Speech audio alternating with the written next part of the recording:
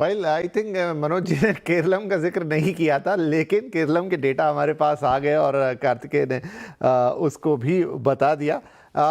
संजीव जी भी जुड़े हमारे साथ में। संजीव जी, एक प्रश्न जो कि अभी जिक्र कर रहे थे कार्तिकेय भी, वो था विमेन फैक्टर।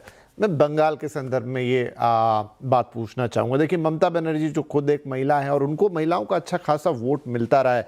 इस बार प्रधानमंत्री मोदी भी कह रहे हैं उनको भी मतलब ये तो नेशनल लेवल की मैं बात करूं कि महिलाओं का बहुत वोट मिलता है, और दोनों ही नेता दावा कर रहे हैं कि इस बार बंगाल की महिलाओं का वोट उन्हें मिला है।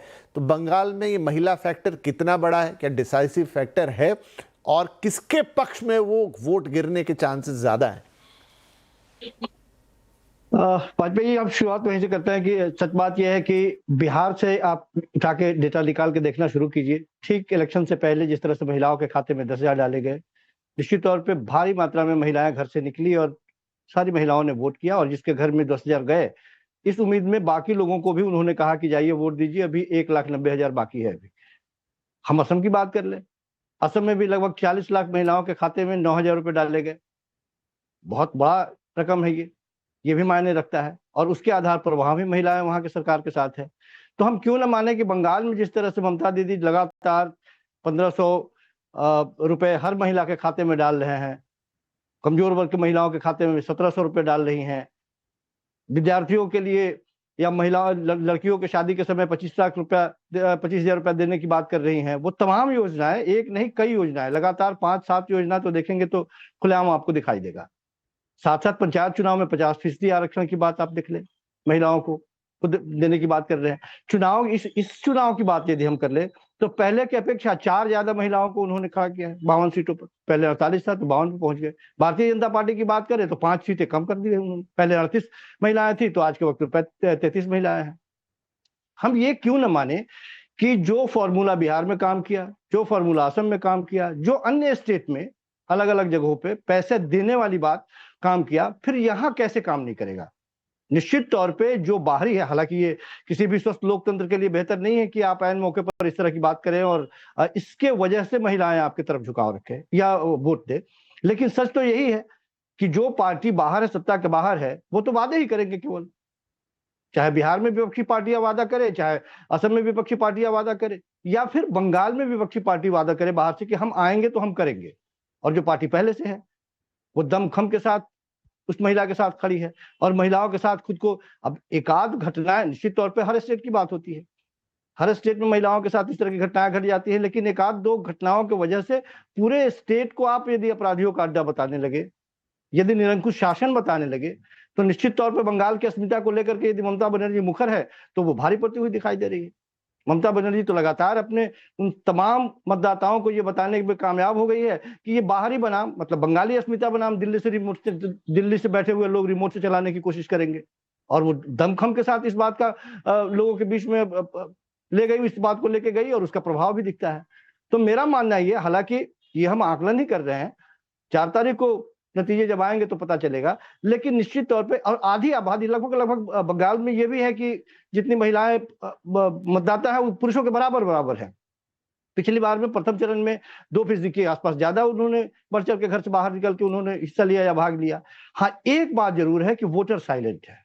बंगाल के वोटर के मूड को समझने के लिए बड़े बड़े दिग्गज इस बार पता नहीं लगा पा रहे हैं कि स्थिति क्या है, लेकिन हम तो आकलन कर सकते हैं कि लाभ किसको किसका मिलता हुआ दिखाई दे रहा है, वो तो हम देख सकते हैं ना।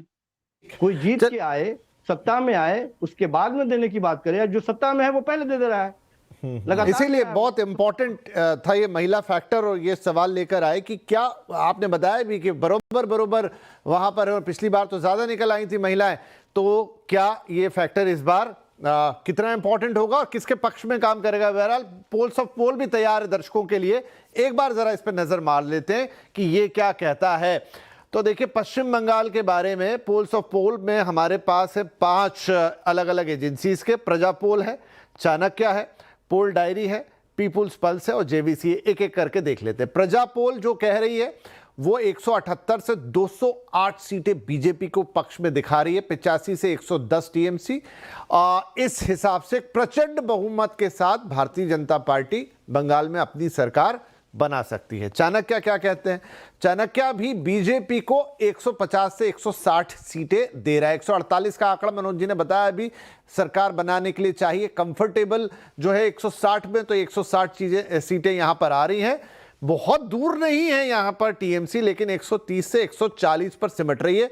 अन्य के खाते में 6 से 10 है। लेकिन नंबर 2 पर चाणक्य भी बोल रहा है मोटा मोटा कि ये जो है वो बंगाल के ही खाते में, बंगाल जो है बीजेपी के पास जाता हुआ दिखाई दे रहा है।